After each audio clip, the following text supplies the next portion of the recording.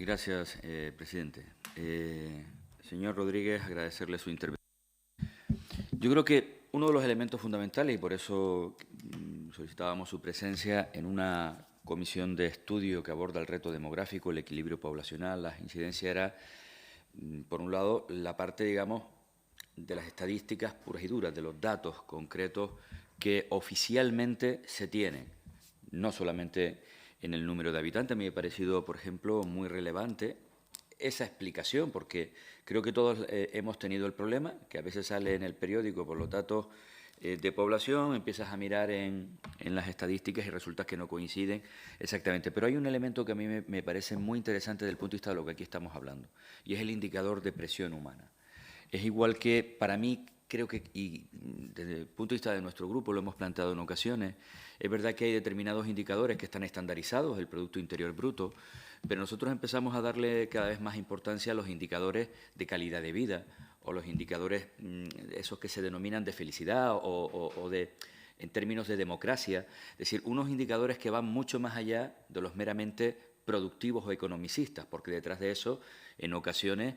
no queda claro si todo eso se termina trasladando al conjunto de la población o si hay una concentración de esa riqueza que se genera que se queda en una parte muy pequeña en detrimento del resto, si ese crecimiento en términos económicos, ¿qué está significando, por ejemplo, en detrimento de los ecosistemas, en detrimento del medio ambiente?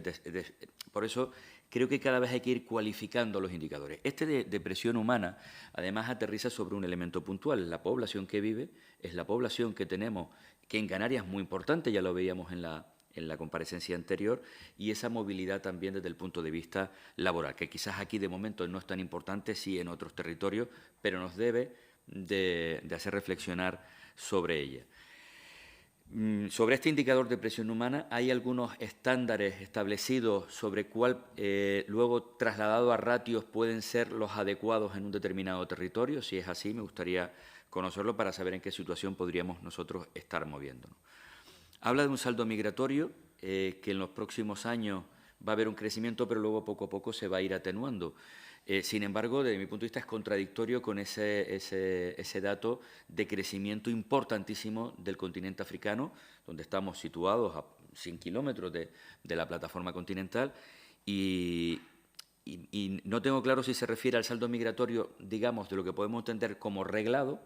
o el conjunto del saldo migratorio que podríamos llegar a tener en los próximos años. Hay un elemento importante que pone de manifiesto, y ya hemos traído esta comisión. El crecimiento poblacional incide sobre muchísimos parámetros, unos positivos y otros no tanto. Uno de ellos es la demanda de determinados bienes, algunos imprescindibles, por ejemplo el de la vivienda, y por tanto esa demanda, si no se va adecuando a la oferta, termina produciéndose un encarecimiento de precios. Encarecimiento que además suele multiplicarse en el tiempo si esa compra generalmente, mayoritariamente, procede por parte de personas extranjeras, que suelen hacerlo, como bien decía, pues a veces al contado y además con unos precios, muchas veces con una capacidad adquisitiva mayor que incide luego sobre el precio global. Y quiero terminar ya. Uno de los temas más relevantes de su intervención, porque creo que cuando hablamos del reto demográfico, no se trata solo de saber si hoy somos muchos y mañana vamos a ser unos pocos más o unos pocos menos, sino que nos tiene que dar clave para el ser capaces de gestionar esos flujos, mayores o menores, porque tanto si somos más como si somos menos va a tener algunas ventajas y bastantes inconvenientes. Lo digo, esa capacidad de gobierno del dato, porque es importante saber dónde van las proyecciones, luego esas podremos atenuarlas en función de algunas políticas que podamos aplicar, pero dónde van esas proyecciones para, desde el ámbito de la política,